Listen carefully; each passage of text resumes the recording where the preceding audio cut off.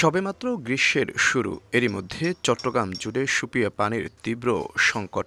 নগরীর পতেঙ্গা, ইপিজেড, হালিশহর ও পাহাড়তলীসহ বিভিন্ন এলাকার অবস্থা প্রকট আকার ধারণ করায় পানির জন্য কষ্টে লাখো মানুষ।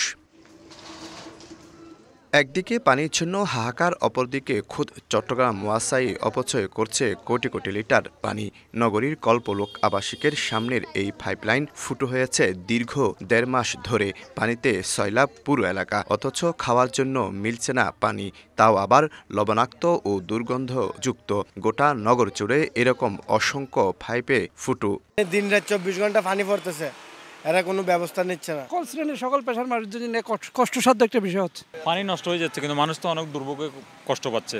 কাপড় চোপড় সবগুলো ময়লা হয়ে যাচ্ছে। ১.৫ মাস হয়ে যাচ্ছে, কিন্তু এটা কোনো সংস্কার নাই, কোনো কিছুই নাই।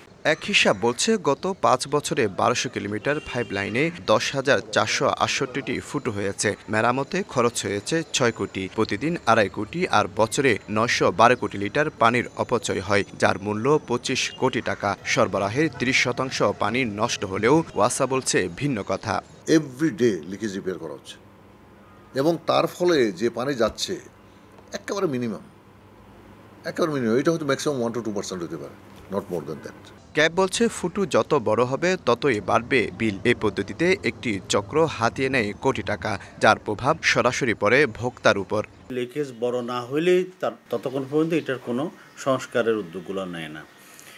তো এটার কারণে যে এই পরিমাণ সিস্টেম লসের কারণে পানি অপচয় হচ্ছে, এটার পুরো দায়টাই কিন্তু ভোক্তাদের গাড়ে গিয়ে পড়তেছে।